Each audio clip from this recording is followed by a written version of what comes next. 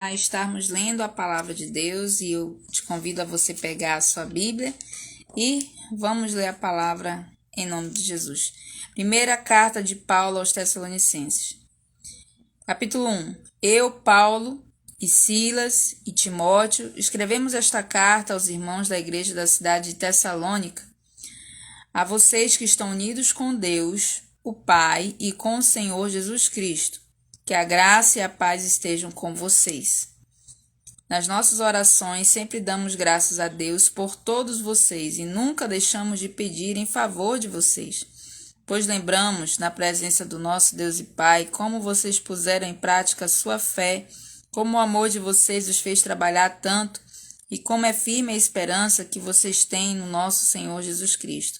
Irmãos, sabemos que Deus os ama e os escolheu para serem dele, pois temos anunciado o Evangelho a vocês não somente com palavras, mas também com poder, com o Espírito Santo e com a certeza de que esta mensagem é a verdade.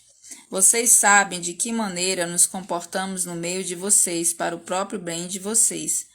E vocês seguiram o nosso exemplo e o exemplo do Senhor Jesus.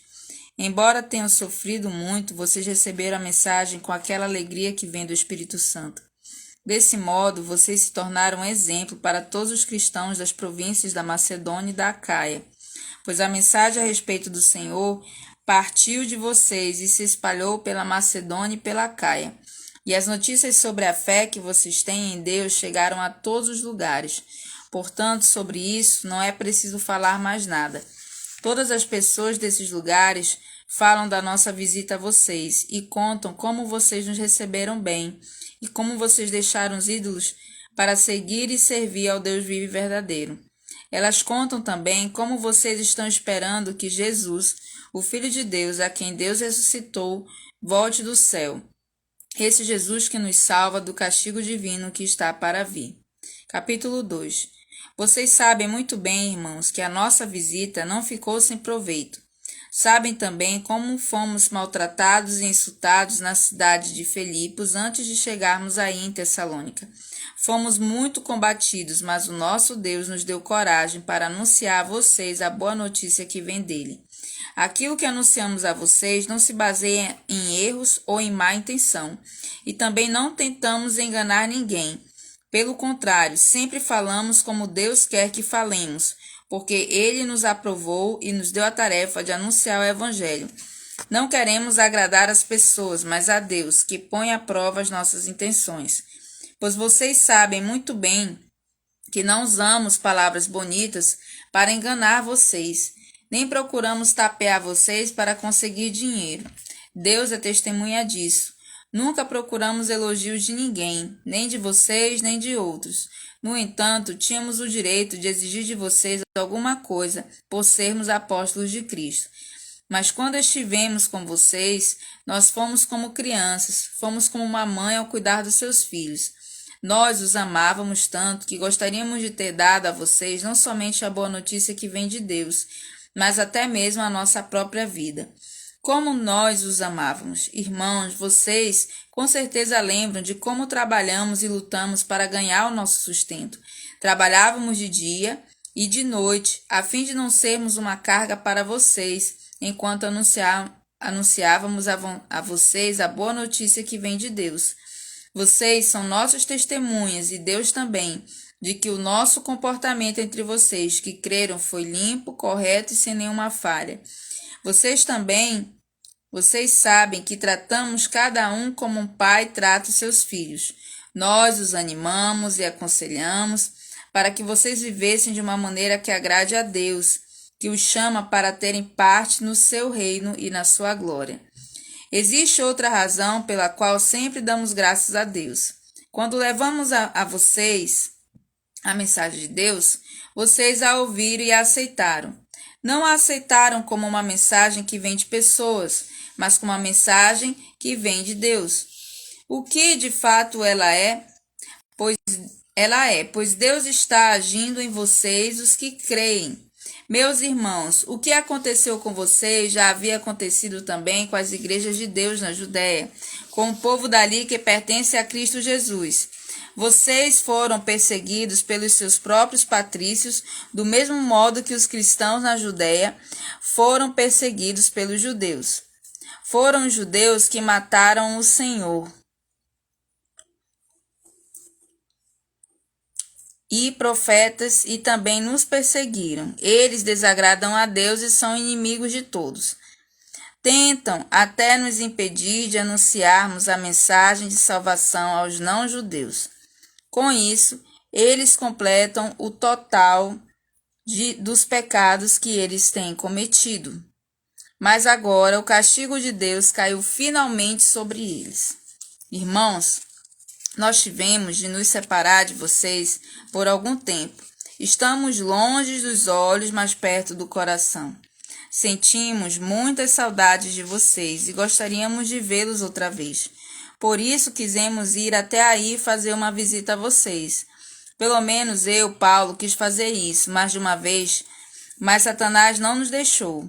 Afinal, quando o nosso Senhor Jesus vier, vocês e ninguém mais são de modo todo especial a nossa esperança, a nossa alegria e o nosso motivo de satisfação diante dele pela nossa vitória. Sim, vocês são o nosso orgulho e a nossa alegria. Capítulo 3. Então, não podemos aguentar mais sem ter notícias de vocês. Por isso, Silas e eu resolvemos ficar sozinhos em Atenas e enviar a vocês o nosso irmão Timóteo. Ele tem trabalhado conosco no serviço de Deus, anunciando o Evangelho de Cristo. Nós o enviamos para animar e ajudar vocês na fé, a fim de que ninguém fique desanimado por causa das perseguições. Vocês mesmos sabem muito bem que elas fazem parte daquilo que Deus quer para nós. Pois quando estávamos com vocês, nós os avisamos que íamos ser perseguidos, e como vocês sabem, isso aconteceu mesmo. Por isso, não pude aguentar mais sem ter notícias de vocês e enviei Timóteo para saber como vai a fé que vocês têm. É que eu tinha medo de que o diabo os tivesse tentado de tal modo que todo o nosso trabalho tivesse ficado inútil. Agora Timóteo já voltou daí de Tessalônica e nos trouxe boas notícias a respeito da fé que vocês têm em Deus e do amor que vocês têm uns pelos outros. Ele nos contou que vocês sempre lembram de nós com carinho e que têm tanta vontade de nos ver como nós temos de ver vocês. Assim, irmãos, em todas as vossas dificuldades e sofrimentos, o que nos animou foi a fé que vocês têm. Agora, nós nos sentimos com mais vida porque sabemos que vocês continuam a viver por estarem unidos com o Senhor. E assim podemos dar graças a Deus por vocês. Agradecemos a alegria que temos diante do nosso Deus por causa de vocês. Dia e noite pedimos a Ele de todo o coração que nos deixe ir vê-los pessoalmente, para podermos completar o que ainda falta na fé que vocês têm. Que o próprio Deus, o nosso Pai e o nosso Senhor Jesus preparem o nosso caminho para podermos ir visitar vocês. Que o Senhor faça com que cresça cada vez mais o amor que vocês têm uns pelos outros e por todas as pessoas, e que esse amor se torne igual ao nosso amor por vocês. Desse modo, Deus dará forças ao coração de vocês, e vocês serão completamente dedicados a Ele, e estarão sem culpa na presença do nosso Deus e Pai, quando o nosso Senhor Jesus vier com todos os que são dele. Amém. 1 Tessalonicenses capítulo 4. Finalmente, irmãos, vocês aprenderam de nós como devem viver para agradar a Deus. E é assim mesmo que vocês têm vivido. E agora pedimos e aconselhamos, em nome do Senhor Jesus, que façam ainda mais, pois vocês conhecem os ensinamentos que demos pela autoridade do Senhor Jesus. O que Deus quer de vocês é isto, que sejam completamente dedicados a Ele e que fiquem livres da imoralidade. Que cada um saiba viver com a sua esposa de um modo que agrade a Deus, com todo respeito e não com paixões sexuais baixas, como fazem os incrédulos, que não conhecem a Deus. Nesse assunto, que ninguém prejudique o seu irmão, nem desrespeite os seus direitos. Pois como nós já lhes dissemos e avisamos, o Senhor castigará duramente os que fazem essas coisas. Deus não nos chamou para vivermos na imoralidade, mas para sermos completamente dedicados a Ele. Portanto, quem rejeita este ensinamento não está rejeitando um ser humano, mas a Deus que dá a vocês o seu Espírito Santo. Não há necessidade de lhes escrever a respeito do amor pelos irmãos na fé, pois o próprio Deus lhe ensinou que vocês devem amar uns aos outros, pois é esse o amor que vocês têm mostrado a todos os irmãos que vivem em toda a província da Macedônia. Portanto, meus irmãos, pedimos que façam ainda mais. Procurem viver em paz, tratem dos seus próprios assuntos e vivam do seu próprio trabalho, como já dissemos antes. Assim, aqueles que não são cristãos os respeitarão, e vocês não precisarão viver às custas de ninguém. Irmãos, queremos que vocês saibam a verdade a respeito dos que já morreram, para que não fiquem tristes como ficam aqueles que não têm esperança. Nós cremos que Jesus morreu e ressuscitou, e assim cremos também que depois que Jesus vier, Deus os levará de volta e junto com ele levará os que morreram crendo nele. De acordo com o ensinamento do Senhor, afirmamos a vocês o seguinte: nós, os que estivermos vivos no dia da vinda do Senhor, não iremos antes daqueles que já morreram, porque haverá o grito de comando, e a voz do arcanjo, e o som da trombeta de Deus, e então o próprio Senhor descerá do céu. Aqueles que morreram crendo em Cristo ressuscitarão primeiro. Então, nós, os que estivermos vivos, seremos levados nas nuvens, junto com eles, para nos encontrarmos com o Senhor no ar. E assim ficaremos para sempre com o Senhor. Portanto, animem uns aos outros com essas palavras. 1 Tessalonicenses capítulo 5. Irmãos, vocês não precisam que eu lhes escreva a respeito de quando e como essas coisas vão acontecer, pois vocês sabem muito bem que o dia do Senhor virá como um ladrão na calada da noite. Quando as pessoas começarem a dizer tudo está calmo e seguro, então é que de repente a destruição cairá sobre elas. As pessoas não poderão escapar, pois será como uma mulher que está sentindo as dores de parto. Mas vocês, irmãos, não estão na escuridão, e o dia do Senhor não deverá pegá-los como um ladrão que ataca de surpresa. Todos vocês são da luz e do dia. Nós não somos da noite nem da escuridão. Por isso, não vamos ficar dormindo como os outros, mas vamos estar acordados e em nosso perfeito juízo. Os que dormem, dormem de noite, e os que bebem, é de noite que ficam bêbados. Mas nós que somos do dia, devemos estar em nosso perfeito juízo. Nós devemos usar a fé e o amor como couraça e a nossa esperança de salvação como capacete. Deus não nos escolheu para sofrermos o castigo da sua ira, mas para nos dar a salvação por meio do nosso Senhor Jesus Cristo, que morreu por nós, para podermos viver com Ele, tanto se estivermos vivos como se estivermos mortos quando Ele vier. Portanto, animem e ajudem uns aos outros como vocês têm feito até agora. Irmãos, pedimos a vocês que respeitem aqueles que trabalham entre vocês, isto é, aqueles que foram escolhidos pelo Senhor para guiá-los e ensiná-los. Trate essas pessoas com o maior respeito e amor por causa do trabalho que fazem e vivam em paz uns com os outros.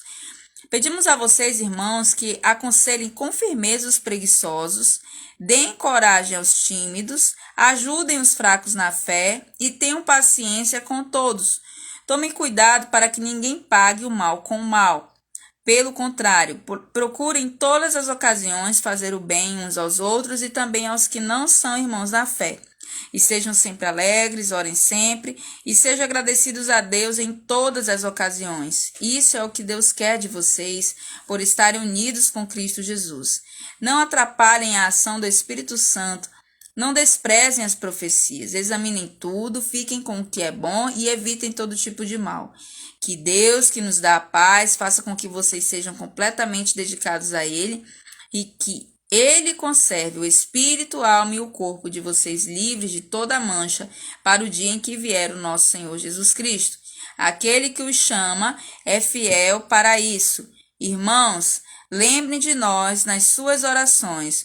Cumprimentem todos os cristãos com um beijo de irmão. Peço com insistência, pela autoridade do Senhor, que esta carta seja lida para todos os irmãos. Que a graça do nosso Senhor Jesus Cristo esteja com vocês. Amém. Amém. Acabamos de ler 1 Tessalonicenses de 1 a 5. Amanhã é o dia de número 45. Nós vamos estar lendo 2 Tessalonicenses, do capítulo 1 ao capítulo 3. Até amanhã. Vamos orar. Senhor Deus, nós te agradecemos por esse momento, Pai, de leitura da palavra. Que o Senhor venha estar, Pai, firmando cada vez mais o nosso coração e que nós possamos concluir esse desafio em nome de Jesus. Amém. Amém. Até lá.